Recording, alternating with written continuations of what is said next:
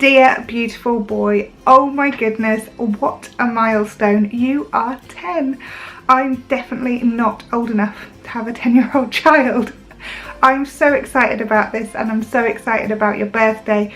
We'll be in Mexico on your birthday, and the things we have planned for your day are incredible. I can't wait to spend that day with you and to go down zip wires and swim with turtles and all the things we have planned for that day. They will just be incredible. You are as sporty as ever. You are happiest when you are kicking a football. Unfortunately this year you did give up rugby, which didn't really make us as sad as I think we thought it would. And in fact for you it was just a huge relief. I don't think you'd been enjoying doing rugby for quite a while. I think basically you'd been doing rugby to please us, which is never the way anything should be. So I'm quite pleased that you gave up rugby and that you don't have to do that anymore. And honestly, having Sunday mornings, not free again because obviously that's when I work, but having Sunday mornings is really nice, and having Sundays where we can just spend time together rather than trekking from rugby pitch to rugby pitch. So that is very nice. You won top goal scorer in your football team for last season, and you're doing well again this season, although you haven't played in so many games. You chipped a bone in your ankle back in October and were on crutches for a bit, so that kind of put you out of action a bit, which was a bit sad, and you missed playing and you were desperate to get back and start playing football.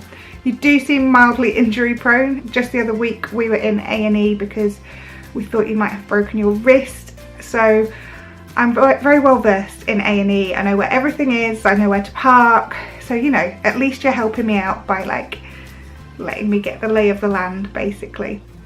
You have a really lovely friendship group, and you've kind of opened up your friendship group a bit this year, which is nice to see. You still have some children who you don't necessarily get on with, but who you kind of are good friends with at the time. But I don't know, some of the dynamics are a bit tricky, but largely your friendship group is really nice. And I always hear from other people that you're very polite when you go to their houses, so long may that continue.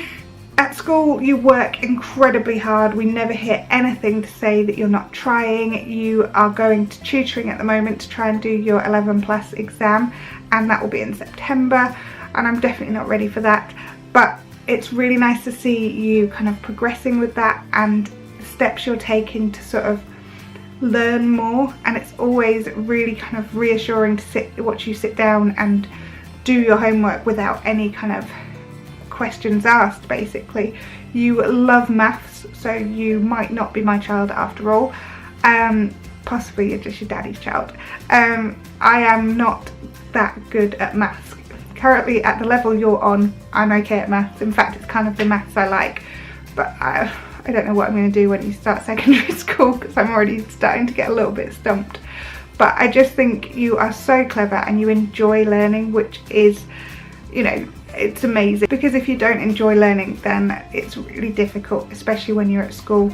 So I love that you love being at school. This year I was so proud of you for doing a fell race.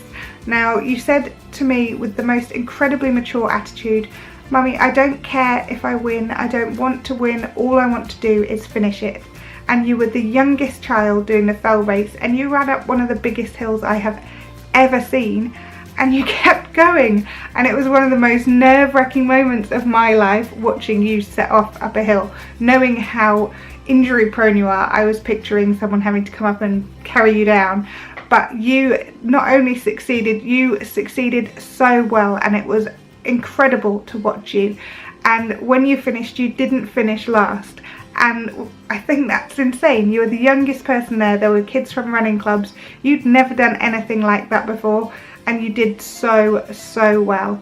You've also been picked for your school's athletics team, and you did really well in that, coming second in the tournament, which is brilliant. You're in year 5 and you are surrounded by sporty people in your school, and I think your school will keep winning tournaments the more that you try, because you're all so good at sport. You've also really got into reading this year, and it's so nice to see you sitting down with a book and just reading through it, although the other day you did tell me that sometimes you go to the back page to read what happens at the end.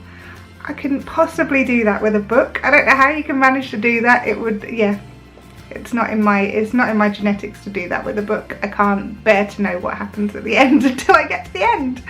But I love watching the way your mind works. I love watching you and your sister play. This summer you played so beautifully together. You got on so well, and it was just amazing because you've always really struggled with being friends before. So to see you both really playing and actually good friends was just wonderful. And then you went back to school and you hate each other again. So, you know, great.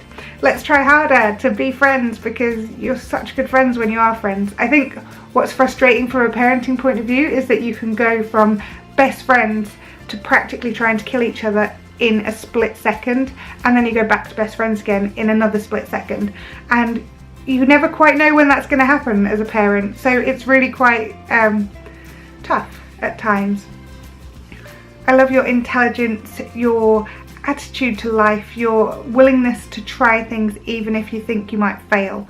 You are a beautiful, clever, kind little boy, and I love you so much, and hopefully I get to keep making these videos as you grow up. I love you, little boy.